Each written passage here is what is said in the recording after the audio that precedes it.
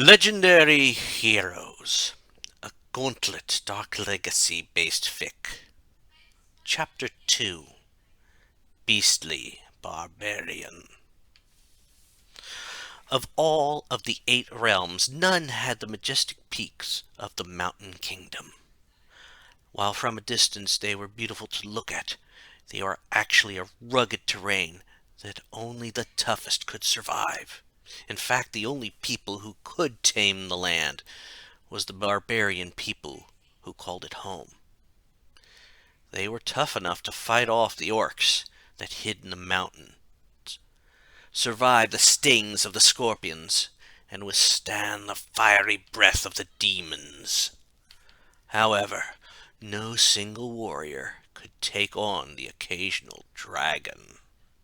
Teams of warriors were tasked with defeating the dragons. One such team had been assembled, and they had made their way to a dragon's lair. They had not entered the lair yet. It was always best to set up a plan, and the warrior who had that plan was Tiber.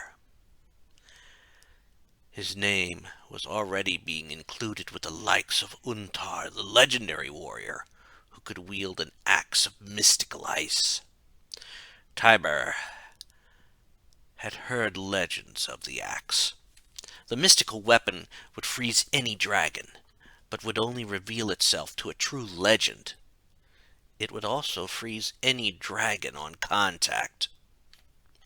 Legend also stated that one dragon that had terrorized the Mountain Kingdom was powerful enough to break free of the spell. Deep down, he hoped that dragon wasn't back, and wasn't this one. The dragon his team was about to take on had already killed one group of warriors. Tiber, however, did not think the dragon had been overly to blame. The warrior leading that group, Leroy, had taken the unusual method of using his name as a battle cry. With that fiasco in mind, Tiber looked in, noticing the dragon appeared to be sleeping. He noticed all the rocks set up, and that it would be easy to hide behind them. He turned to the others and said, "We may have the advantage of our prey being asleep. We move in, quickly and quietly, using the rocks for covers. If we do it right, we can move in and cut the beast down with our battle axes before it awakens." The warriors following Tiber nodded, and the group entered the lair. They needed this lucky break, since during the trek to this lair, the number of foul creatures in the mountains had increased. During past attacks on dragons, the monster number didn't increase like it had. It was something that had wore down the group. Once they were in the lair, there was only one beast to fight, and as they cautiously advanced, some odd things started to happen. The first was only noticed by Tiber at first. He had felt a sudden chill. This was very odd, since a dragon's fiery nature caused a large amount of heat. He also realized that the chill was coming from his battle axe. For a brief moment, the axe, which had been handed down from generation to generation, was coated in frost, and then changed from metal to ice. The second thing was noticed by everyone else. While Tiber was focused on his axe, one of the warriors with him shouted, "The dragon is awake!" He saw this was true. The beast had been feigning sleep, and the one who had shouted was the second to be incinerated. At that moment, Tiber felt his quest would be doomed to failure. As more of the warriors fell, Tiber let loose a mighty bellow and hurled his axe at the beast. The second the blade struck the beast, the dragon appeared to be encased in ice. Tiber turned to urge any warrior left to attack, but he was dumbstruck by what he saw. All of them were dead, their corpses nothing more than charred remains. He then faced the dragon again, still frozen in ice, and paused. At first, he thought he was facing another minion of the dragon, or some other foul mountain creature.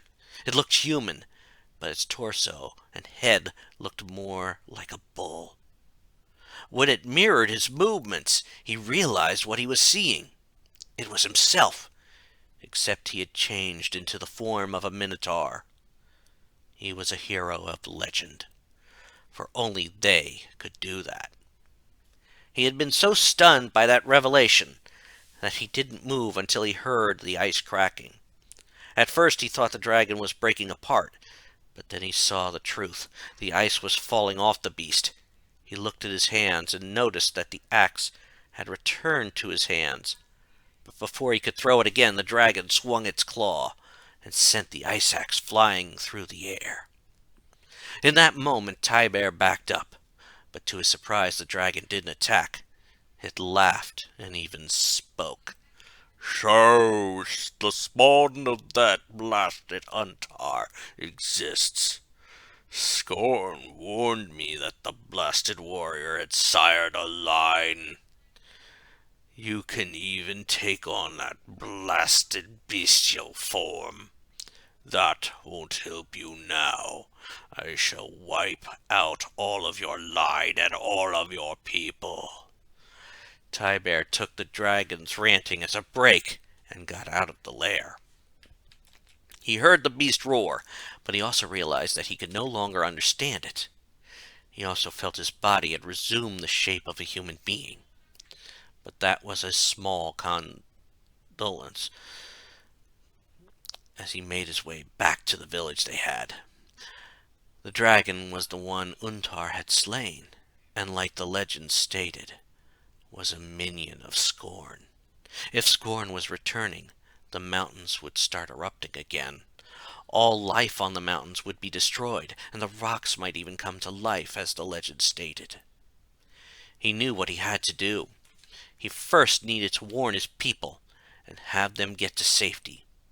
Then he would have to reclaim the ice axe. It was the only weapon that could weaken the dragon. To do that, however, he would have to find help. And he was sure once his people heard the news, they would not want to help. The dragon was more than any of the other dragons had been.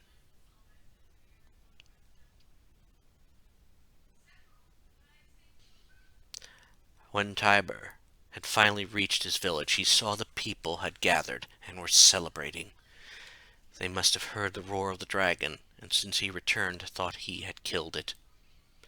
Even Giselle, the woman he was betrothed to, as well as the daughter of the elder, jumped up and wrapped herself around him. This did not surprise him, since a sign of affection like this was considered all right. It was also followed by one of the most passionate kisses she had ever given him. After the kiss ended, he saw her look him right in the eye. "Father wants to see you. I think he wants to congratulate you. And after that, I want to as well." Tiber started to feel worse, but he would not let it show. He didn't want everyone to think he was a failure as a warrior.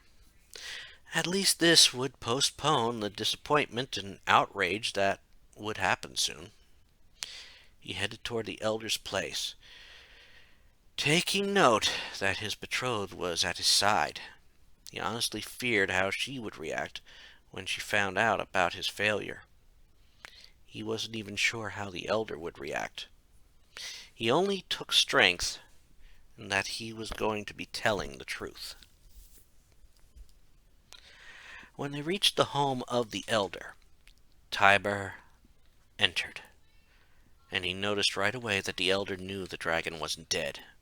He also noticed that the elder didn't look upset. In fact, the elder looked thoughtful, as if he already knew what had happened at the lair. Tiber started to speak, but the elder held up his hand, and Tiber closed his mouth. After a moment of silence, the elder just asked a question. Did the axe turn to ice? Tiber gasped, wondering how the elder knew that. He was even at a loss for words, but he nodded to acknowledge the truth. He heard his betrothed gasp, since that could only mean one thing. The elder nodded again and then said, You heard the dragon speak. Tiber nodded again, and then realized it wasn't a question. He got down on one knee in front of the elder, as a sign of acknowledging his leader. Yes, I had also transformed, which is how I understood the thing. It said Scorn was returning. He heard another gasp come from his betrothed, but in that one he could hear fear.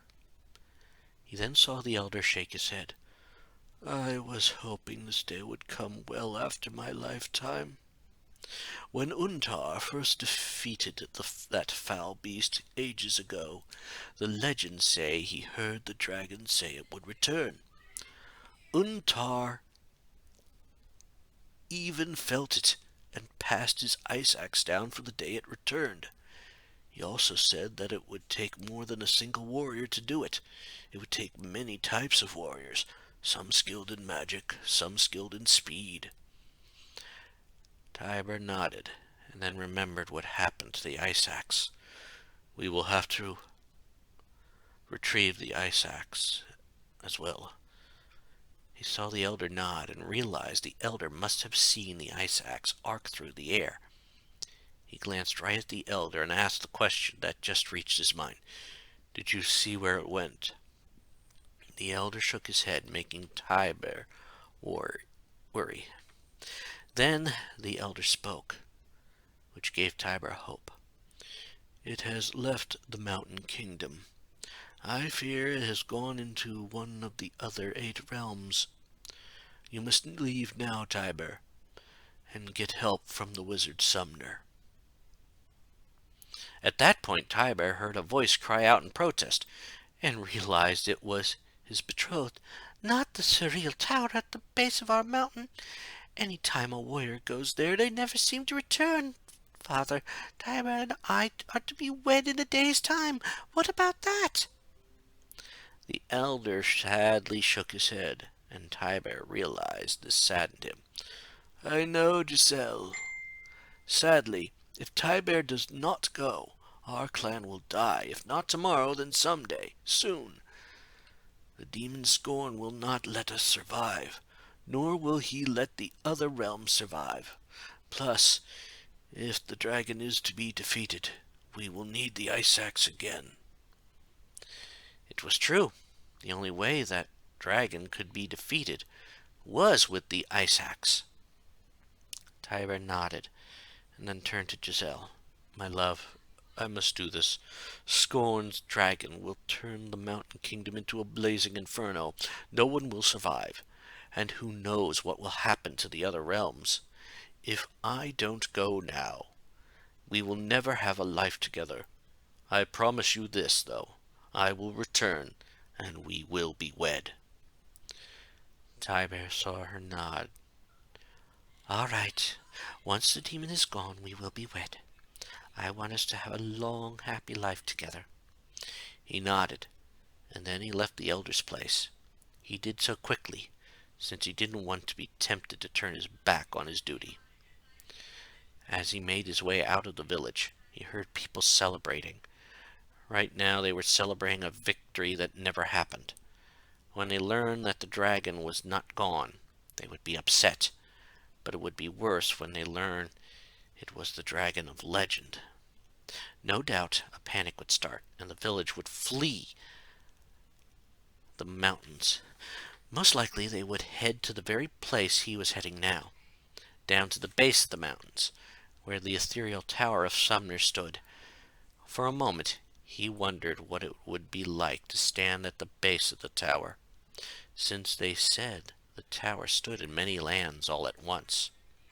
Well, he would find out soon, and when he did, he would be ready for that adventure.